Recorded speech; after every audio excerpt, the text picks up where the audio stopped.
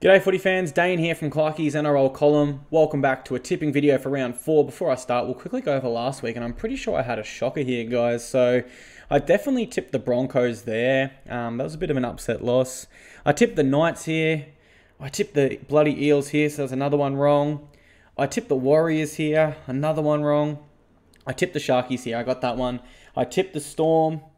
I tipped the Tigers here. And I tipped the Rabbitohs there. So overall, a pretty scrappy week as far as tips are concerned, guys. That was a tough week for tipsters, though. Now, no official sponsor for this video here, guys, but I did want to bring to light, as some of you may know, I'm an official sponsor of the Brooklyn Kings USA Rugby League team this year. This logo on the shirt I'm wearing now will be on their playing shorts, polo singlets. So when the merch is out, guys, make sure you grab some. And I'm doing a new series to get to know the players from that team a little better called On the Throne with, obviously insert the player's name, where I'll go through, ask some questions, we'll get to know them. Let's get into the tips. Let's get into what you came for. So who have I got in the Thursday night clash? I've got the Broncos for an upset here, guys. Now, I think Lodge is a bigger inclusion than we realise. Then we factor in Jake Friend is out for the Roosters, and they lose a genuine workhorse in the middle. We know Jake Friend is good for 50 or so tackles every single game. Now, the Broncos forwards were very underwhelming last week. Tavita Pangai Jr., Thomas Flegler ran for over 100 metres less. Overall, it was a very disappointing effort by them, and I think they're young and they'll bounce back from that. I've got no doubt they will, especially with a leader like Matt Lodge coming back into the side. Closer look at the Roosters here, guys. Obviously, with Cooper Cronk in here, I said this last week because Cooper Cronk was obviously named. He didn't end up playing. Luke Keary is going to have to take a back seat, which is obviously not really where he wants to be for his career progression, given he's shown us in the past couple of weeks how great of a director and a leader he actually is. So I think in some sense of the way, Keary will lose his identity a little bit with Cronk there calling the shots, and may struggle a little bit to adjust back into that running 5'8" role. That's just my opinion there, guys, but I just feel that will happen with Keary. It might not necessarily be for the full 80 minutes, it might only be for the first 40, but I think there will be a little bit of that identity loss and a little bit, you know, I was the main man, now I'm taking a back seat, even if it is to someone as great as Cooper Cronk. Back to the Broncos, guys. If their forwards win the middle, which I predict they will, we know Milford and Nick Kareem will jump on the back of that and grow with confidence in terms of their kicking game and most importantly for me, their running game. We go to Friday night, guys. Who have I got? Obviously, with the hat I'm wearing, you know who I'd like to tip, guys, but I'm going to have to go with the Warriors here. Titans have a short turnaround, guys. They played on the Sunday evening game, which means they didn't get to go home to their families on the Gold Coast. They went straight to New Zealand, which obviously, you know, little bits on their mind. They haven't won a game yet. I think mentally that will play a toll on the squad. And then you factor in Tyrone Roberts and Ash Taylor have been named. They may play. Garth Brennan hasn't said they will yet. It's dependent on how they train. So there's going to be a lot of disruption in the few training sessions they actually will get by the time you factor in recovery, video, etc., etc. Whereas the Warriors are going to have a rocket up their asses. After last week, after how many tackles their forwards missed in the middle, all up, including errors, penalties, and missed tackles, they had around 60 negative plays in that game, which is just insane. No doubt there's a rocket up their ass, and they're going to want to rebound in a pretty strong way. And we've got Chanel Harris-Tavita debuting. He'll obviously want to take advantage of that, and if his forwards are winning the middle, no doubt he'll jump on the back of that. It will give him that little bit extra space on debut, a little bit extra time to get his kicking and passing game into effect. And then no doubt the focus for the Warriors this week, guys, is going to be defense after they leaked mass amount of points in the past couple of weeks. So, you know, if their focus is particularly on defense, again, I think that's pretty tough for the Titans, given they have shown a bit of a struggle to score points. I know we scored a couple against the Rabbitohs, but we can't forget there's only been one try apart from that game. In particular, the Sharks game, we had 50-plus tackles with the Sharks defending in their own 20, and we had one try to show for it. So you factor all that together, and I think the Warriors get this one done. Next, this is a matchup that has bad blood in it, guys. We know that. Obviously, the Tigers are versing... the Panthers... What am I trying to say here? The Tigers are versing their former coach. My apologies for struggling to get that out. And like I said, there is a bit of bad blood here. When Ivan Cleary left the Tigers, he sent a text message to the team. He said in a report that, it was just the way things worked. He didn't have time to give a proper goodbye. But that's got to have the Tigers just itching to get out there and rise to a whole new level against their former coach. They're also going to be aided by the injection of Josh Reynolds. He's been great in reserve grade, guys. He's scored tries. He's set up a lot of tries. He has done everything he can to get back to the top grade. He now has his opportunity at the expense of a Benji Marshall injury, and I think he's going to inject a lot of enthusiasm into this side. Factor in, they're going to want to rise to that new level. Josh Reynolds in the middle, enthusiasm, hitting gaps, his passing, his kicking game is going to be on point. I think the Panthers are going to be in for a bit of a shock here, especially given how disappointing the Panthers have been so far this year, guys. I can't express enough how poor they have been, especially that second half against the Storm last week. That was, if I was a Tigers fan, I'd be absolutely filthy with that performance. It was not good enough. And in particular, one thing I want to highlight here in my notes, guys, last week, the Tigers bench was brought in a lot earlier than they used to. So with 15 minutes into the game, the Tigers had one person left on the bench as a result of head injury assessments and injuries. And before that, if we look at the first two games, Thomas McKaylee, Michael Cheekham, and Russell Packer, who else am I missing here? Josh Aloiai, they have been huge. Coming off the bench, and I would say they're not reaching the level, they are rising the level of intensity when they come onto the park. They weren't able to do that against the Bulldogs. Injuries aside, if they're able to come on and play the style of footy that we've seen in the opening two rounds, that could also be damaging to a Panthers forward pack that they're not really sure where they're at. They've just swapped Leota and Regan Campbell-Gillard again. So yeah, I certainly think injuries aside, we'll see the Tigers bench back to their very best. Who have I got here, guys? South Sydney Rabbitohs versus Manly Seagulls. I'm going to have to go with the Rabbitohs. Now, I know the Seagulls looked superb last week, but that was against a struggling Warriors side. Look, I know the Bunnies won last weekend, and the saying is you learn more from a loss than you do a win. But I think they'll learn a lot from that win because it was scrappy, and they just shown that they can dig their heels in and get the job done, sort of all things aside. They had a key injury to Braden Burns. Their skipper, Greg Inglis, was out.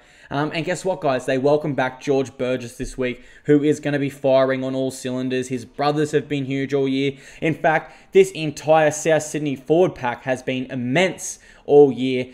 I really predict if they're able to shut down the offloads from Adam Fanua-Blake and Martin Tapau in particular, they will win the middle easily here. And once they've won the middle, we know that allows Damien Cook to get out dummy half, play his game, inject himself where necessary, and then on the back of that, that gives Reynolds the extra time and yards to get his kicking game in effect. Then we get Cody Walker's running game in effect. We get John Sutton out on the edge running those dynamic short lines. We now have Sam Burgess at back row running those dynamic outside lines. All in all, if the Rabbitohs win the middle here, I think they will win this game quite easily. When we look at the outside backs here, particular mismatch I could identify, Campbell Graham, very exceptional under the high ball. George Tafua typically has struggled during his career under the high ball. I think they will pepper his wing with high balls. I think at some stage Graham gets over for a try there. And the centres, Moses Sully has been dropped. Apparently his on-field performance were not good enough for Des. Brendan Elliott comes in, and of course Brad Parker is their other centre. I expect Greg Inglis and Dane Gagai, the Queensland Maroons centres, to really run amok out there in the centres. And I'll go back to the middle one more time, guys. You've just got to put this all together. If the forwards win the middle, the Rabbitohs spine is able to dominate, and then they've got a lot more strike out wide. I think this will be a pretty convincing win for the Rabbitohs. We've got the Raiders travelling up to Townsville, guys. Who am I tipping here? I'm going to tip the Canberra Raiders. There was not much that I could say I didn't like from last Friday, what I saw from the Raiders, guys. I really liked what I saw, and in particular, they dug deep and they didn't fade away as they have in previous years. For me, that is just a huge factor for the Raiders. The fact that they didn't fade away, they actually went on to close that game out with a field goal. I really liked what I saw. Whereas the Cowboys' spine looked dysfunctional. And I think they know that themselves because Michael Morgan came out this week and said he believes Jake Clifford should have another crack at 5'8". So obviously a little bit concerned there from the captain. He may be dropped. But overall, it was a dysfunctional. They lacked direction at times against the Sharks. And given how poor the Sharks did play, they probably should have won that game. The Raiders, I'll go back to them real quick, guys. Their spine really shone against a Knights side who I would argue have the better spine. Sam Williams really came in and knew what his job was, and he did that job. Whereas Aiden Caesar is predominantly a 5'8". I think when we put him to halfback, guys, he overplays a little bit. Whereas Sam Williams comes in with that simple game that really seemed to suit the Raiders, given they have strike power in Leilua, Nickel Klogstad, Rapana, Croker, Kotrick. They have strike power all throughout their back line. And then you factor in Jack White as a running 5'8" as well. They just need a simple halfback to direct them around the park and put those kicks in. And guess what, guys? Sam Williams offers that. I predict the Cowboys forward pack is going to continue to struggle here, guys. They are used to running off the back of Jason Taumalolo. Once he bends that line and the line isn't set, coming up as fast as they can in your face, Colin Hess and Gavin Cooper, their edge back rowers, are able to make those extra couple meters, whereas they don't have a genuine line bender like Jason Taumalolo is. I think their middle continues to struggle without him. All right, guys, we got the Sharks against the Parramatta Eels. Who do I like here? I like the Sharkies here. I know they were scrappy last week, but that was a huge win. And if anything, it's shown me they can win. They can pull a rabbit out of their hat and win any game they want to this year. Simply, they have too much X factor. They scored 42 points, guys, with a 65% completion rate and 16 errors. You should not be in the game with those sort of stats. But on the back of Sean Johnson, Chad Townsend, Bronson Xerri this week, wow, they are going to be hard to stop. I particularly predict they're going to be very explosive in that second half period like they were against the Cowboys. And I think that's where the Eels will be troubled. If we go back to last week, the Eels played great for 60 minutes, but particularly in that last 20, they really lost their way and their sense of direction. And I think the Sharks are a team that are poised very well to capitalize on that. The Eels aren't carrying a bench utility, guys. That should be of note, which is obviously very risky in the modern game.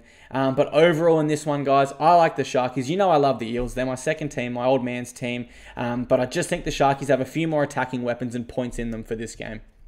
All right, guys, on to Sunday. We've got 2 games left. The Storm versus the Doggies. I think you guys know who I'm going to tip here. The Dogs, they looked great last weekend, but it's very unlikely they replicate that performance, especially against Melbourne, in Melbourne, which, if you go to my Instagram, players typically say, where's the hardest ground to play at? They say Amy Park against the Storm. Storm will grind them down, as they did to the Panthers. The Doggies' young guns will all have that early enthusiasm, but the Storm play a grinding style of football that will grind them down, slowly out-enthuse them and grind that enthusiasm out of them. And then from there, we know the Storm are too strong and powerful. They've got a lot of strike weapons. Look, I'd like to see the Doggies cause an upset, but I have to say it's very unlikely they go to Amy Park with Jack Cogger and Lachlan Lewis, very inexperienced halves, and get a job done against a Melbourne Storm side that have shown us that this year you can take out Billy Slater, last year you can take out Cooper Cronk. They still turn up and find a way to win. And we've got one last game, guys. We've got the Knights versus the Dragons. I'm on the fence here, so I'll go with the home side. I'll go the Newcastle Knights. I really believe McDonald Jones Stadium is on its way to becoming a big fortress for the Knights, like Amy Park is for the Storm, like Brookvale Oval was for the Sea Eagles many years ago. Guess what, guys? Kalen Ponga is back at fullback. That is huge. I expect he'll inject himself a little bit more so than he was at 5'8". Now, I know the Dragons bounced back last week, guys, but I don't think that's going to be enough against the Knights. I do think this will be a close game, guys, and with Witt about, the Dragons lose their main goal kicker. So who do they go to? Okay, Zach Lomax. He's on the bench, guys.